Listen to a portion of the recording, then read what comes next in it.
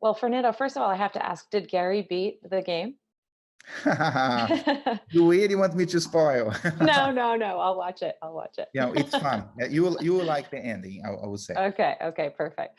Well, thank you so much for joining today. I mean, I guess I just, kind of wanted to start off with, obviously you made the switch last year to Activision Blizzard. You're there almost a year now. What have you learned in the past year, and any surprises? Well, I've learned a lot, one of the reasons I decided to make the leap um, was the fact that I saw a huge opportunity to learn in an industry that I personally am very passionate about, and I'm learning about the business. I'm learning about how to, like, in the past, I've done a lot of many things that made brands connect with culture and things that were very entertaining. But I never worked on entertainment. You know what I'm saying? And Hmm. here is it's basically like entertainment meets tech meets social, and and and they are great at doing things that cause an impact in culture, and in learning all how to do that in an efficient way, in a way that you can do every time, and it's something that's fascinating to me, and it's a very different business too. You know what I mean? Like, I was selling Sure. burgers, and Right. before that I was selling soap, and it's always a physical product, right? And here is all digital, um, and with that, performance marketing, growth marketing, the tech stack, and your first party data and CRM and all those things, they have a weight that's much greater than I had before on my previous job. So also learning that, like building my credibility with people internally in the company, even though like I have a good track record, you always have to build your credibility. So there is a professional, personal challenge and journey, and it's just exciting to be on the gaming space. Yeah, absolutely. I thought it was interesting as a marketer. Sometimes people use marketing as a dirty word. And when you were talking about Hearthstone and saying, well, we don't want it to be too marketing, we don't want it to be because, we have this really engaged community. I thought it was really interesting how you were like, well, actually, this is marketing. Telling authentic Yeah, stories is marketing, exactly. Yeah. right? Well, you obviously have, iconic franchises that sit underneath Activision, Blizzard, and King, and super engaged communities. So, how do these passionate and engaged communities factor into your strategy as a marketer? Um, I think I always try to look. I think that first of all, I need to understand the game really well, Hmm. and understand why people like playing that particular game, how the community behaves, what's the right tone of voice that resonates with them, and all that good stuff. Um, After, if you're able to do that, I think that I was trying to put the player first, which is one of our values, and put yourself in the shoes of the player. um, I think it helps you create filters um, and a gaming common sense Right. that you wouldn't have had you not spent time trying to understand them. So that's what I do. Of course, I don't play all the time all the games, because that's humanly impossible, but I definitely spend time playing and our top games, and talking to the community and reading what they are talking about in social. I spend Hmm. more time on Twitter than I should, or Reddit, you know what I mean, to see how's the vibe and what they're talking about and what makes them tick, what they are talking about, and all Hmm. that good stuff.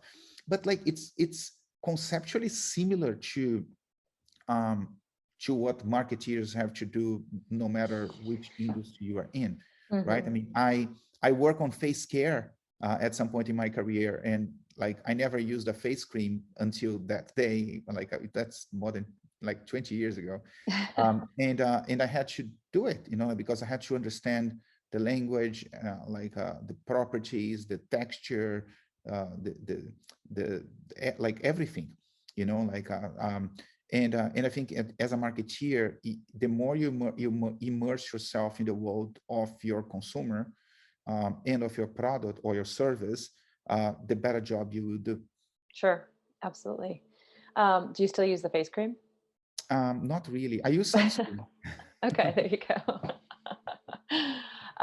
Cool. Well, we're obviously moving into a new year, and sort of, I'm sure you've been planning your 2022 marketing strategy for a long time. But is there anything that you're particularly looking forward to this year for Activision Blizzard?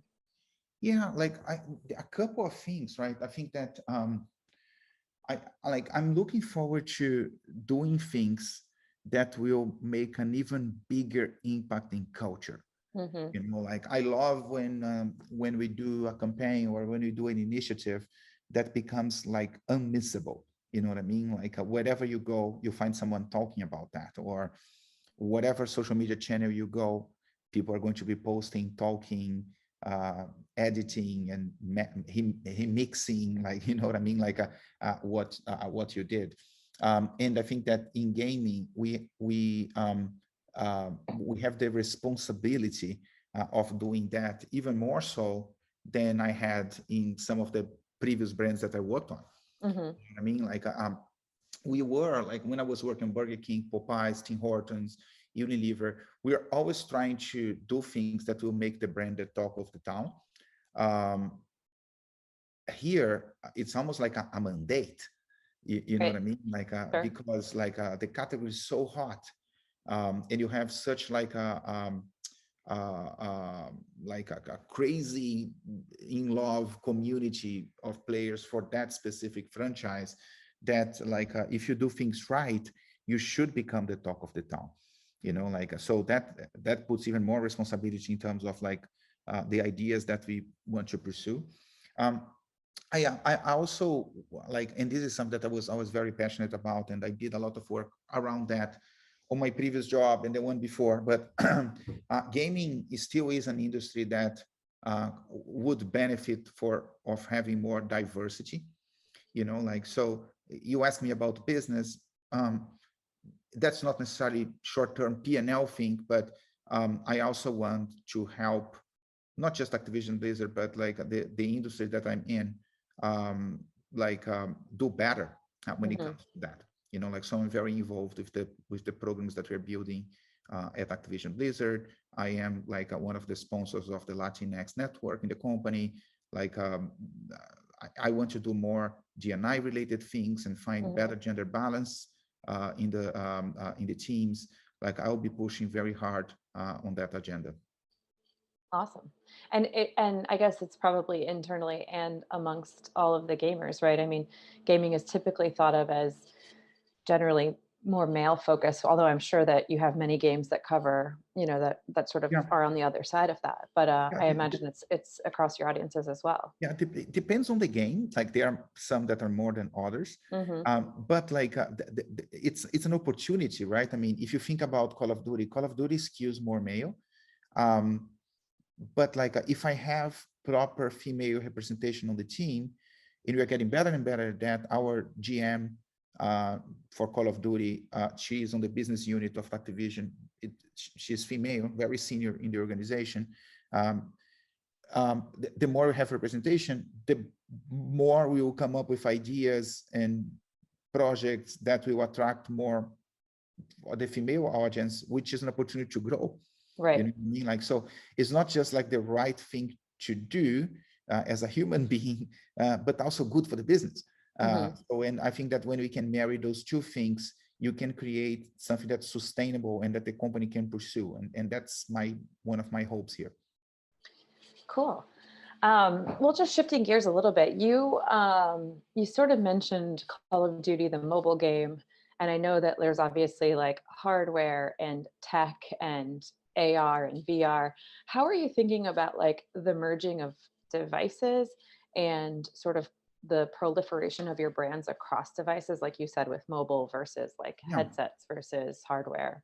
Yeah, I think that mobile is a huge opportunity. You know what I mean? Like, I'm Brazilian. Like, penetration of smartphones in Brazil is probably like 100%. Right. Um, Penetration of PS4s and PS5s is low. Hmm. I don't think like it's not cheap to have a PC that's great for gaming. You Hmm. know, like, and even if you have the money, there are times that you cannot even find them because of the microchip shortage that we have. Like, good luck trying to buy a PlayStation 5. You need to go to StockX, Right. buy one, and you're going to pay almost probably like double what Sony would charge otherwise. So I see mobile as a huge opportunity, you know, like, to get more people connected, to get people who today don't have access to the game because they don't have a PC or they don't have a PlayStation. It can really like take some of our titles to completely like new heights in India, Brazil, China. You know, like, if you have better mobile games, and like my iPhone is probably as powerful as a PS4. Hmm. So we really can deliver great. Today we can deliver great quality gaming in the phone, and we are working to make sure that the experience is like seamless Hmm. and fair. You know Yeah. what I'm saying? Like, so for instance, we we spend a lot of time discussing things such as, like, if someone is playing mobile versus someone who is playing on a PC, like, let's make sure that the field of view is equivalent, that the guy who is on the PC doesn't benefit from having a lot. You know what I mean? Like, Right. all these things are discussed internally, and for sure, like, from my perspective, the best is when you have a great experience across. It almost make like less relevant in where you are playing, Hmm. because then you are able to connect to more people, you know. And since people are leveraging the games to connect, that makes like the whole experience better for them. Right. Absolutely.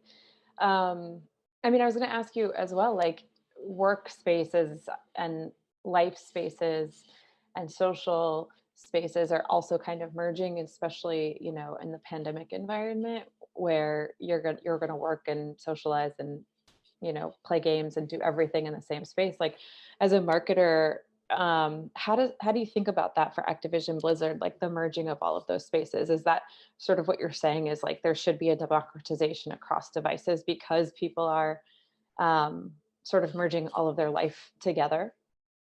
I never thought about it that way. But yes, what you're saying is right. I always think about it as like being able to provide an entertaining an experience, which also means connect to other people, wherever you go, wherever you are. You know, like, and Hmm. the more we can make that experience a great experience in mobile, in PC, in console, like, the more reach we will have, and the more connected people will be, and they want to be connected. So Hmm. that's kind of like how I see it. Cool. The last question, and then we can take a couple from the chat, and then wrap up, is um, metaverse. I know obviously with gaming, with VR there, and with the social nature of gaming itself, there's going to be a lot of conversations, I'm sure in your world, and probably already are, about the metaverse. So any thoughts there, anything you can share with us, or anything that you're excited about? Yeah, look, I mean, uh, I don't see metaverse as something necessarily new. You know what Hmm. I'm saying? Like, if I think about, just to not talk about Call of Duty the whole time, but like, if you think about World of Warcraft, Hmm. right? I mean, it has been around for years, and like, it's a subscription model, and you go to this world, you go to Azeroth, and it's like you can be whoever you want to be, you know, like, and it's very much like the metaverse. Hmm. You know, will it evolve to become even more real? Will it evolve to become even more immersive? I think as technology evolve, yes. But like, the basic principles of metaverse, like Warzone in Call of Duty is a metaverse, World of Warcraft is a metaverse, like they're all like Grand Theft Auto. It's not ours, but it is a metaverse. Mm-hmm. Fortnite, a metaverse. So Yeah. all those, which is also not ours, but all those games, they've been, even Sonic, I think it's about to launch an open world. So all those games, they are a version of metaverses, Sure. and they deliver against that. And as technology evolves, I think it will get even more immersive. I think a good movie to watch and an even better book to read is Ready Player One. Oh yeah. Like the book is way better than the movie, but the movie, like if you don't want to, like if you don't have the time to read, like watch the movie. uh, and I think it paints, like to some extent, a good picture of what the future could be. Mm-hmm. Like I think the movie is like a couple of years old, but I look at that and it feels very much like what Facebook is talking about. You know what I Yeah, mean? Like at the definitely. moment. Yeah. Absolutely. All right, so I have to watch the Gary Kasparov movie and Ready Player One. That's on my Yeah. list. The Kasparov is easy. It's like 10 minutes. Okay. Excellent. All right, we'll take one from the audience and then I think we can wrap up. So uh, we have, if gaming is really emerging as entertainment, how can a brand start engaging with a game? Any basics or tips to start off? Look, what I would do is like, I would first think like, okay, what's the target audience that I'm trying to reach, right? I mean, and have some sort of definition of that segment. The name of the movie is Ready Player One. I can even put it here on the chat. Ready Player One. I think it's Spielberg, maybe. I might be wrong about Mhm. that. It is. Yeah. So I would first like, okay, I want to go after this target audience, like female, age, this from this, yeah, whatever. And then I would try to see what games do a good job reaching that target audience, like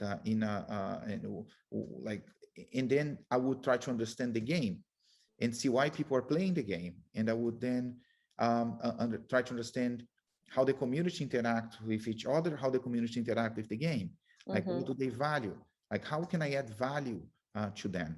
um, and then I would start thinking, ideating, like promotions, ideas, advertising that would connect with them in an authentic way. It's almost like you need to be part of the community to be able to talk to the community. Um, and, uh, uh, and, and as a brand, I would try to add value to them so that they associate me to positive things. And, so that's how I would go about it. I would do in a very strategic way. Yeah.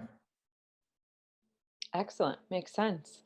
All right. Well, thank you so much, Fernando. I really appreciate talking to you and you kind of giving us some tips and a little bit more of your story and what you've been doing at Activision. So thank you very much. And thanks, Brand Innovators. No, thanks for the chat. It was super nice to talk. I could keep going on and on and on.